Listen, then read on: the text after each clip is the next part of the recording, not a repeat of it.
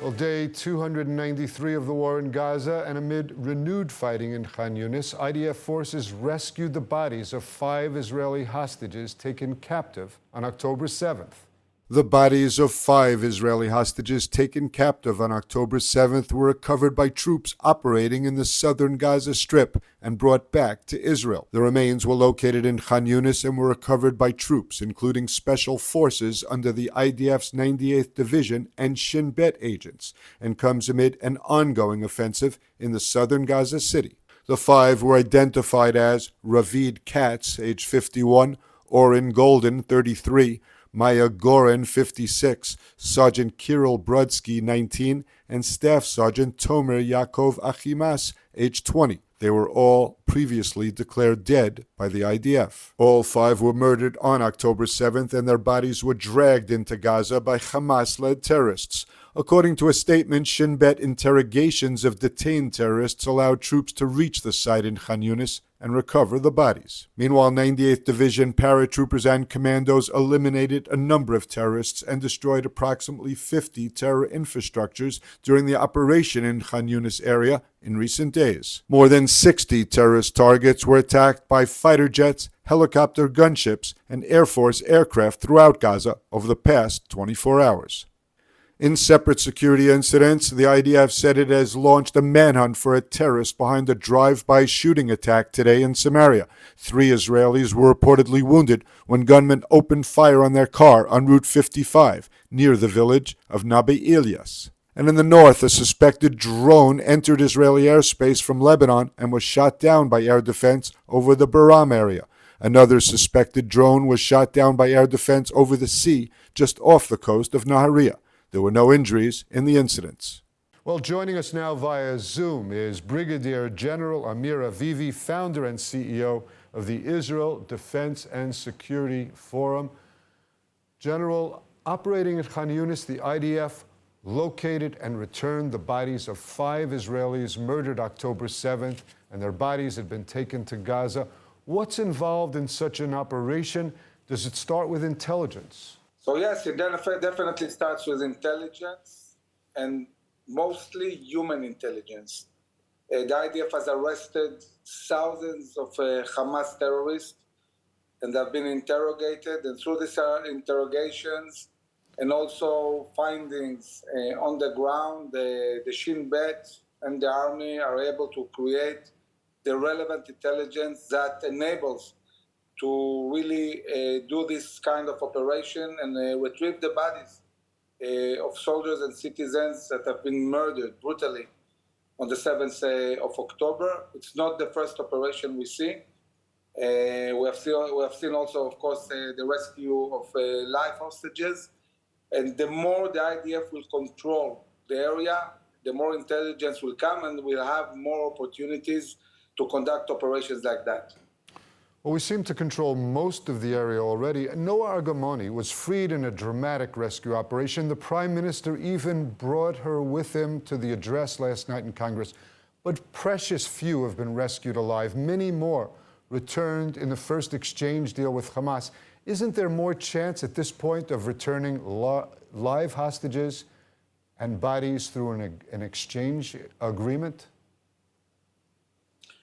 Well, it completely depends on Hamas, unlike really the kind of propaganda that we see trying to say that Israel is the problem. Israel is not the problem.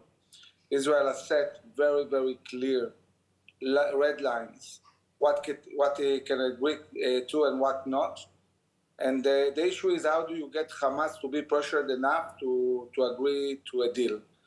And if Hamas is not agreeing to a deal, it means we haven't pressured enough. We need to expand the operation.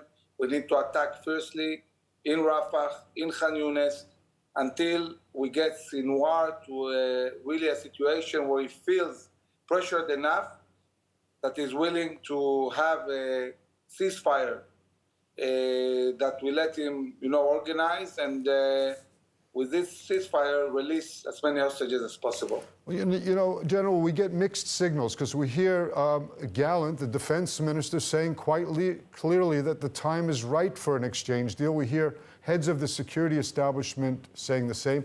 The IDF says that only 116 hostages now remain in Gaza, both living and dead. To the best of your knowledge, how many remain alive? Well, we don't know exact numbers, but we assume that maybe half are alive and not more.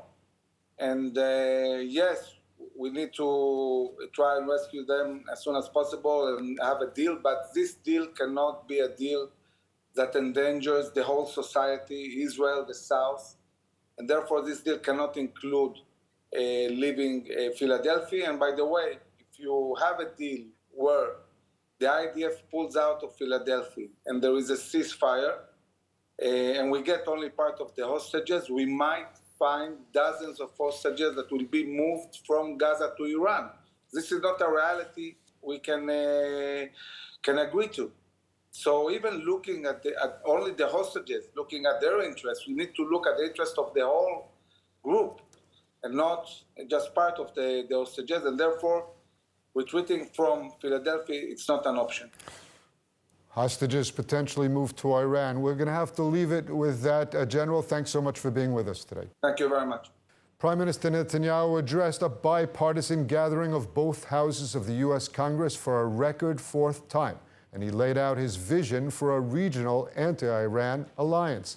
Netanyahu failed to commit to the hostages deal pending his White House meeting with President Biden, which will happen a short time from now. After entering Congress to a standing ovation, Netanyahu told the U.S. lawmakers that just as an alliance was formed after World War II to counter the Soviet threat, so too America and Israel must forge a security alliance to counter the growing Iranian security threat. We meet today at a crossroads of history. Our world is in upheaval. In the Middle East, Iran's axis of terror confronts America, Israel, and our Arab friends. This is not a clash of civilizations. It's a clash between barbarism and civilization. Netanyahu received numerous standing ovations from the U.S. lawmakers, although many Democrats absented themselves to protest Israeli policies in the war in Gaza. Netanyahu said that the U.S., its Israeli partners, and Israel can transform the Middle East and confront the Iranian aggression together. Netanyahu vowed to bring all of the hostages home and said efforts were underway, but did not commit to the mediated deal on the table in Doha. As we speak,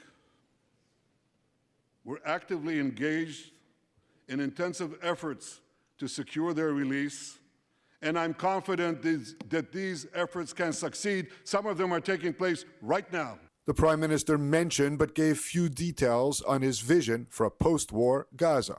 The day after we defeat Hamas, a new Gaza could emerge. My vision for that day is of a demilitarized and de-radicalized Gaza. Israel does not seek to resettle Gaza, but for the foreseeable future, we must retain overriding security control there to prevent the resurgence of terror, to ensure that Gaza never again poses a threat to Israel. Netanyahu said that to win the war, Israel needs the U.S. to fast-track weapons. I deeply appreciate America's support, including in this current war. But this is an exceptional moment. Fast-tracking U.S. military aid can dramatically expedite an end to the war in Gaza and help prevent a broader war in the Middle East. After meeting President Biden, Netanyahu is due to meet Vice President and likely U.S. presidential candidate Kamala Harris, who was not in Washington for his address. Extending his trip, Netanyahu will later fly to Mar-a-Lago to meet former President and Republican presidential candidate Donald Trump. He will fly home to Israel on Saturday night. And joining us now from Washington are two veteran correspondents, Ron Campius, the Washington Bureau Chief for JTA, and Michael Schnell, a congressional reporter for The Hill. Ron, I'd like to start with you. You've covered many Netanyahu visits to Washington, including speeches to Congress.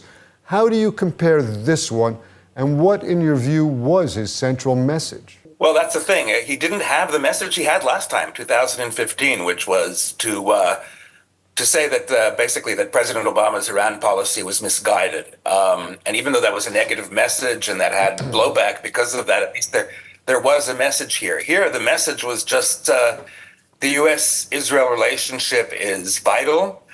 Israel is fighting a just war, and if anything, I think he kind of turned off some Democrats by venturing into domestic political politics by being very. I mean, he praised Biden, but he praised Biden as a leader that was going out, and he was very, very enthusiastic about Donald Trump, and he also ventured into the kind of politics I think that everybody in that chamber, maybe there are a lot of people who didn't attend, but would have agreed with, but didn't like hearing from him, which was to criticize campus protests, to go after the presidents of Ivy League universities, that kind of thing. So there wasn't a message. There was just a very vague outline for a post-war scenario that would envision some kind of NATO-like alliance with Arab countries in the region that are friendly and that have the potential to be friendly, but nothing concrete. He had nothing to say for the families of hostages in the room who were looking for him to say that there was a deal coming out of the negotiations. So there was no real central message, except, of course, the message that Israeli leaders always want to convey, which is that the alliance is essential to both sides. Michael, many Democratic lawmakers chose to not attend the meeting to protest against Netanyahu policies. Was it a very significant number? And did he have bipartisan support during those many standing ovations?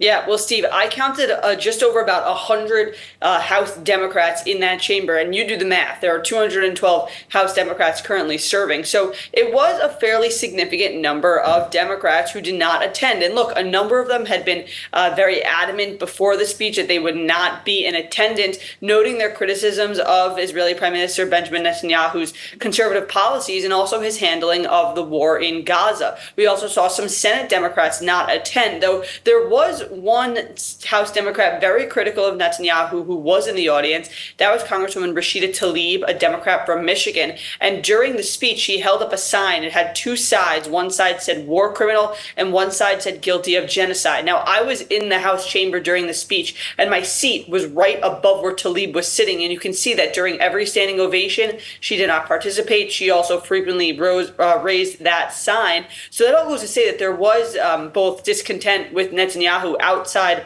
of the House chamber, but also within. Though you mentioned the question about standing ovations, there were several throughout the day, throughout the roughly 50-minute speech, a number of them bipartisan, but there were still some outliers there of people who boycotted the speech and even those who just weren't supportive inside the chamber. All right, well, just a short time from now, and I'll go to you now, Ron. A short time from now, Netanyahu will finally get his White House meeting with President Biden. Are you expecting that confrontational come-to-Jesus moment that Biden referred to, or would you expect a picture of unity?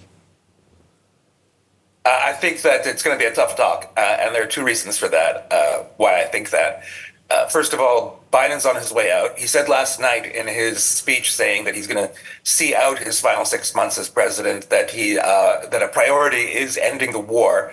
And now he's a lame duck. He's a free agent. He can pressure Netanyahu in ways that he didn't have to think, he doesn't have to think about electoral aspects of pressuring Netanyahu right now. So a tough meeting, a tough meeting's expected with Biden. But before we run out of time, I wanted to ask Michael this. Netanyahu is planning to make a pilgrimage to former President Trump's home in Mar-a-Lago tomorrow. I know it's hard to predict anything with Trump, but what kind of a meeting are we expecting between them? Yeah, I mean, you sort of hit it on the nose right there, Steve. It's hard to predict, but we do know that former President Trump has been a very strong ally to Israel and to Benjamin Netanyahu. Netanyahu gave Trump a shout out during his speech yesterday for those Abraham Accords and for moving the capital of Israel back to Jerusalem. So they do have a close relationship. But what I thought was interesting, the split screen here, is that Netanyahu may be going to Mar-a-Lago to meet with Trump, but you're showing the picture of him on the screen right now. One notable absence from the speech yesterday was Senator J.D. Vance, who was recently selected to be Trump's running mate. J.D. Vance, known to have a more isolationist, populist view of foreign policy. So I'm interested to see how the ticket fleshes out its stance on foreign policy, especially in relationship to Israel, considering that you have on one hand Trump, a very strong ally of Netanyahu in Israel, and J.D. Vance on the other hand, isolationist and didn't attend Netanyahu's speech. He said he was campaigning in Virginia. As you know, Virginia not very far from Washington, D.C. Yeah, and I heard that he was busy at a hillbilly convention. That's why he couldn't make it. But Ron, very quickly, there were protests in Washington. Did they peter out? Did they not amount to what we were fearing? No, they were pretty intense. There were a lot of them, and especially near the Capitol around Union Station. But I think what happened was security was just really, really good and efficient yesterday. We were chatting even with the Capitol police officer who kind of indicated that this was a lot better than January 6th in terms of preparation. Guys, so sorry, I have to cut it off there only because we're out of time. January 6th. Since January 6th, this was the toughest security because of Netanyahu's visit. Thank you both so much for being with us. Thank you. Thanks, Steve. And now let's go to ILTV correspondent Devo Klein for a roundup of the notable figures attending Prime Minister Netanyahu's congressional address. Devo, what can you tell us? Right. Hi, Steve. Now, while several Democratic lawmakers chose to boycott the event in protest, Prime Minister Netanyahu received multiple standing ovations from the majority of officials who were in the room. He called out of a number of special people he brought with him from Israel, and there were several stars in the chamber as well. So let's just dive in real quick to who was there and what happened. In his address to the United States Congress last night, Netanyahu took a moment to address Noah Argamani, the 26-year-old student who was kidnapped from the Nova Music Festival on October 7th and who was rescued from Gaza in a heroic Yamam and police force operation. Argamani, who was sitting next to Netanyahu's wife, Sarah, received a standing ovation from the crowd.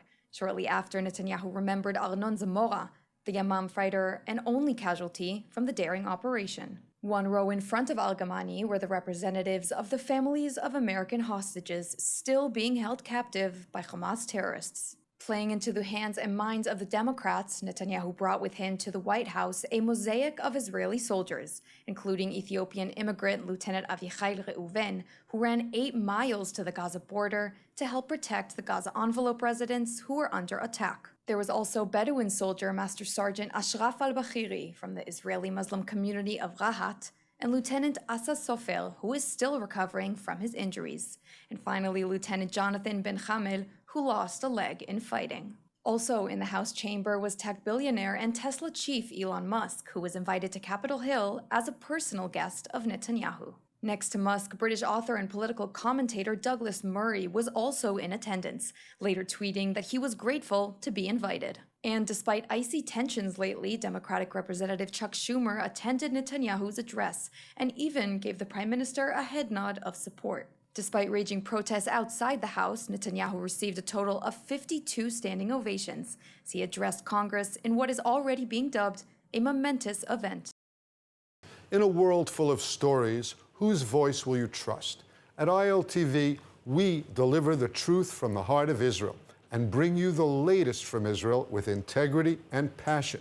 Join a community that believes in the strength and resilience of Israel. Your support means reliable, honest news direct from the source. Subscribe now. Be part of the story. Be part of Israel.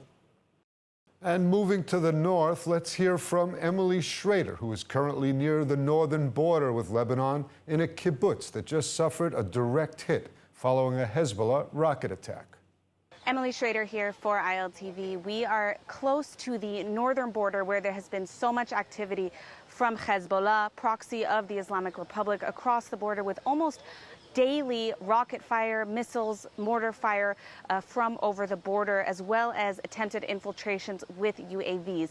We're here in Kibbutz Dafna today. I've been speaking to some of the residents, some who have remained here, some who have come back, despite the fact that tens of thousands of Israelis have been evacuated from this very area. In fact, the kibbutz I'm in right now has approximately 60 people still remaining inside of the kibbutz out of 1,200. So we're talking about under 10% of the population who has remained here, and that's been the case for over 9 months and counting. Many of the residents have expressed frustration with the state of affairs and the fact that the government hasn't been able to secure that sense of security and restore the residents to their homes. Let's take a look at some of the sites we visited today and some of the sites here within Kibbutz Dafna that were even affected by direct rocket fire, including, at least in one instance, a school. Well, the government of Israel, in my opinion, failed by the decision to evacuate us away from our home, and worst, failed to bring us back to our homes in the last almost 10 months.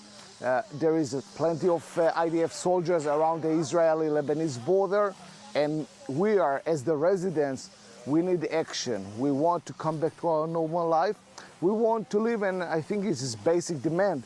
We want to be living here in our homes, not to be afraid to send our children to schools and to their classes and to their gardens, and to walk away in this path of this kibbutz free. And we demand it from the government of Israel. Until now, we haven't seen it. We want our residents, approximately 60,000 human beings, to come back to live their normal life. A 10-year-old Israeli boy is in critical condition after contracting a rare brain-eating amoeba at Guy Beach Water Park in Tiberias. The Ministry of Health has closed the park and urges visitors with symptoms to seek medical attention immediately. ILTV's editor-in-chief, Mayan Hoffman, has more. A 10-year-old Israeli boy is in the intensive care unit at Ziv Medical Center in Sfat after contracting a rare brain-eating amoeba. An epidemiological investigation by the Ministry of Health confirmed the boy developed encephalitis and is on a ventilator after coming in contact with Naegleria fowleri, also known as the brain-eating amoeba, at Guy Beach Water Park in Tiberias. That is the same location where a 25-year-old man contracted the disease earlier this month. He was treated at Beilinson Hospital, but died. The ministry ordered the park to close right away. Environmental health inspectors checked the beach after the first case was reported, but they didn't find any initial signs of amoeba contamination. The amoeba, which thrives in warm waters between 35 and 42 degrees Celsius, is usually harmless to swimmers. However, in rare instances, it can cause infection. The ministry has requested that a person who has been to the water park and experienced one or more of the following symptoms, fever, headache, blurred vision, or vomiting, go to the nearest hospital's emergency room. This morning, Emek Medical Center reported that 20 adults and children had visited the hospital due to concerns of infection after spending the last few days near the Sea of Galilee. However, all the patients were found healthy. The mortality rate for encephalitis caused by the amoeba is extremely high. Although infections are rare, with only about 400 cases reported globally, it is often fatal. This is the third case of amoeba infection in Israel. In 2022, a 36-year-old died from a brain infection caused by the same amoeba. And in a sharp turn, the official opening of the Olympic Games in Paris will only be held tomorrow night, but the team sports competitions are already underway. Under heavy security, the Israeli national soccer team played Mali to a 1-1 draw in its opening match. The team will next face Paraguay and then Japan to determine whether they will advance in the Olympic tournament. 88 athletes will represent Israel, competing in 15 different sports. Israeli Olympic officials have high expectations, hoping to match or beat the 4 medals won at the Tokyo Games, which were Israel's most successful ever. The officials have said that they hope and expect to bring home 4 or 5 medals overall from the Paris Games, and expect to see Israeli athletes qualify for between 15 and 18 finals. Let's take a look at the weather forecast. Clear skies are expected tonight, with temperatures reaching lows of about 25 degrees Celsius or 77 degrees Fahrenheit. And then tomorrow, sunny skies and hot weather are expected as temperatures reach highs of 34 degrees Celsius or 93 degrees Fahrenheit. Temperatures will rise over the weekend. And that's a wrap for today's news. For the latest updates from Israel on all of your devices, be sure to follow our ILTV channels, subscribe to our newsletter, and explore our website, iltv.tv. Stay informed with the latest news straight from the heart of Israel. I'm Steve Leibowitz. Be well, and thanks so much for watching.